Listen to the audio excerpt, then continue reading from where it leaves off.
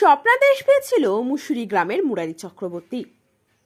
909 বঙ্গ থেকে পুজো শুরু হয় খুনগড় পলসনা মৌজায়। দেবী ঝঙ্করেশ্বরী স্বপ্নাদেশ দেয় মায়ের মা।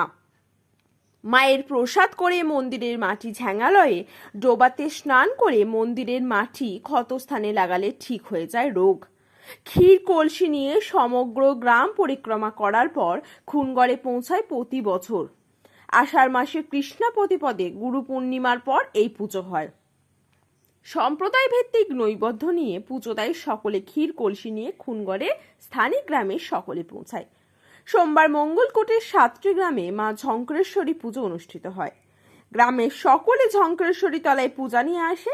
এই পুজোকে ঘিরে 3 দিন ধরে সাংস্কৃতিক অনুষ্ঠান হয়। সর্বশেষে বলিদানের মাধ্যমে অনুষ্ঠান পরিসমাপ্তি ঘটে।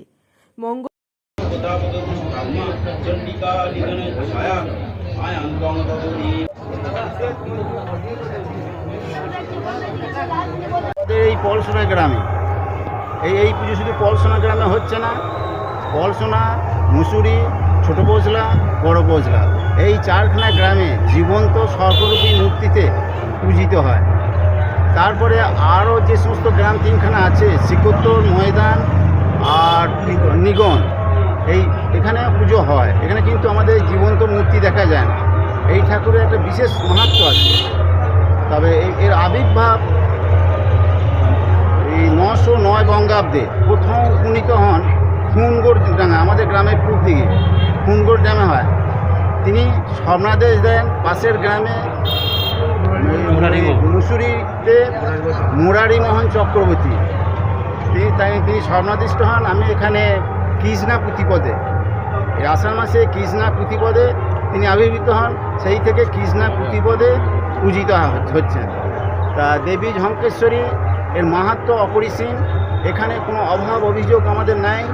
এখানে কোনো প্রাকৃতিক দুর্যোগ ঘটে না। সুস্থভাবে আমাদের মানসিকতা নিয়ে আমরা ঝঙ্কেশ্বরী পুজো করে থাকি। এইটুকু, এর কোনো বিষ নাই, নির্বিষ অবস্থায় নেই থাকে। এর প্রথম কথা হচ্ছে, কেউ কেউ বলেন কালিয়াদহে কাল লাগিনি আমাদের ঝঙ্কেশ্বরী, আবার কেউ বলছেন বেহুলা লকিন্দরের যিনি লকিন্দরকে যে দংশন করেছিল সেই কাল লাগিনি আমাদের ঝঙ্কেশ্বরী। এর মধ্যে ঠিক ইতিহাস আমরা ঠিক পাই না এই ব্যাপার। এই যে এখন যে আধুনিক যুগে এই যে সাপের কাউরি দংশন করে, তো এখনই কি আপনারা পুরাতন রীতি মেনেই চলেন? হ্যাঁ, আমরা পুরাতন রীতি মেনেই চলি। এখানে মায়ের মৃত্তিকা, সামনে ঝঙ্কেশ্বরী একটা পুকুর আছে, সেই পুকুরে স্নান করে এসে প্রচলিত বিশ্বাস আমাদের এখানে আছে। আমাদের এই বিশ্বাস নিয়ে আমরা থাকি। গ্রাম্যদেবী এটাকে দংশন করেছে আমরা বলতে পারবো না, মা প্রসাদ করেছেন। কালকে একটা কাম নাম আপনার? আমার নাম মলয় চ্যাটার্জি। কালকে তপস্যায় কি দিয়েছে? হ্যাঁ, আমি এর সেবাই। কি চলে, ঠিক আছে। কালকে কি কামড়িয়েছে বলছে? তারপরে আমাদের প্রচুর লোক আসে, জন আসে, তাদের খাওয়ার ব্যবস্থা করা হয়। আমাদের গ্রামে খুব জাগ্রত মায়ের মন্দিরে তো পুজো তো হয়ই, আবার প্রত্যেক বাড়িতে বাড়িতে পুজো নিয়ে গিয়ে পুজো দেওয়া হয়। মায়ের খুব মহিমা, কাউকে কামড়ালে কেউ মরে না। আজও মরদে দেখি নাই। আমি 64-65 বছর পুরো এসেছি এই গ্রামে, কোনো কিচ্ছু দেখি নেই। তারপরে পাশ দিয়ে চলে যায়, আমিও লাঠি করে নিয়ে মাকে ঘর থেকে বার করে দিয়ে আসি। মা আমাদের খুব জাগ্রত, প্রচুর ধুম হয়। তারপরে শাশুড়ি মাদের মুখে শুনেছি যে মেয়েরা আগে বউরা থাকতে যেত না, মেয়েরা থাকতো। কেননা বউ জানে না যে উনুনের ভেতরে মা ঝানলায় বসে আছে, ও আপনার গেয়ে উনুনে আগুন দিয়েছে, তখন ছটফট করে বেরিয়ে আসছে। মেয়ে তখন গিয়ে দুধ নিয়ে গিয়ে ঢেলে দেয়, দিয়ে সেই দিকে কথা ছিল যে বউরা থাকবে না, মেয়েরা থাকবে। কিন্তু সেই দিনটা আর নেই, সব তো বদল হয়ে যাচ্ছে। এখন বউরাই সব না থাকলে পরে তো আর পুজো অনুষ্ঠান কিছুই হবে না। তাই আগে যে রীতি ছিল যে এই গ্রামে পুজোর দিন বাড়ির বউরা তাদের নিজেদের বাপের বাড়ি চলে যেত, হ্যাঁ চলে যেত, এই রীতি ছিল। এখন কি সেই রীতি আছে? না, এখন আর নেই। বলছি তো যুগে গিয়ে সব তো পরিবর্তন হয়ে যাচ্ছে। বউ না থাকলে তো আর পুজো অনুষ্ঠান হবেই না। সেই হ্যাঁ, অত আত্মীয় স্বজন আসে, তারপরে প্রচুর ধুম হয়। আমাদের তো পরিশ্রমের শেষ থাকে না। তারপরে বহু লোকজন তো আসে আমার বাড়িতে, কেন প্রত্যেকেরই বাড়িতেই আসে। সব মোটা পড়ে মাংস প্রচুর হয় সব। তারপরে তো বছরে একটা দিন কেমন লাগে আপনাদের বাড়িতে লোকজন আসে পুজো? আনন্দ লাগে। হ্যাঁ, সারা বছর অপেক্ষা করে থাকি যে আমাদের পুজো হবে। পুজোর আগের দিন থেকেই তো আনন্দের শেষ থাকে না, সব লোকজন আসে, আত্মীয় স্বজন, তাদের সঙ্গে সব দেখা সাক্ষাৎ হয়। কি নাম আপনার? আমার নাম শান্তনু মণ্ডল, বাড়ি পড়াশোনা। এবারে দেখছি যে পুজোটা মা ঝঙ্কেশ্বরী হয়ে আসছে, ঠিক আছে, দীর্ঘদিনের পুজো। আমরা তো আমাদের গ্রামের ব্রাহ্মণরা বললো সমস্ত বিষয়ই, ঠিক আছে।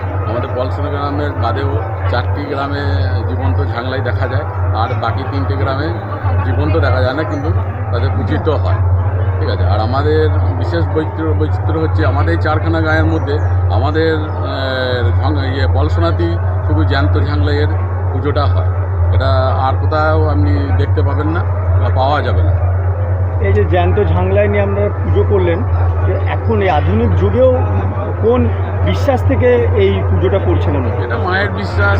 আমাদের এখানে মানে জাত সাথে দংশন নেই বলেই চলে। মা দেখলে মানে এরিয়ার ঢুকতে দেয় না, বা ও নিজের সীমানার মধ্যেই বিরাজ করেন, এবং এখনও কামড়ালে এখনও সেই মৃত্তিকা ঝাংলাই পুকুরে ডুব দিয়ে মৃত্তিকা লাগিয়ে এখনও সেইভাবেই ভালো হচ্ছে। এই তো পাশের গ্রামে দিন 3 আগে কামড়িয়েছে, তা সে তো এখনও সেই একইভাবে সুস্থই আছে, সবই আছে, ঠিকই আছে, এই কোনো অসুবিধা তার হয়নি। এই পুজো ঘিরে এখানে কী কী আপনাদের অনুষ্ঠান কী হয়? আমাদের এখানে পুজোয় বৈচিত্র্য হচ্ছে, এই তো পুজো হলো, এবার প্রত্যেকটা বাড়ি থেকে ঢাক বাজিয়ে বাটা সাজিয়ে মায়ের ইয়েতে পুজো নিবেদন করবে। তারপর সেই পুজো শেষ হওয়ার পর বলিদান শুরু হবে। বলিদানের পর আমাদের সন্ধেবেলায় ক্ষীর কলসি, সেটা ওই যে কুমকুড়েডাঙ্গা যেখানে আবির্ভাব হয়েছিল সেইখানে ওই গাঁগুলো সমস্ত জড়ো হয়, দিয়ে গিয়ে ক্ষীর কলসি নিয়ে এসে গ্রামে এসে রাত্রে ভাঙা হয়ে আবার বলিদান হয় মায়ের। আবার সন্ধ্যেবেলায় আবার বলিদান হয় ওখানে, ওই আবার একটা মন্দিরের কাছে পুকুর আছে, ওইখানে বলিদান হয়। কী নাম আপনার? আমার নাম পলাশ মন্ডল।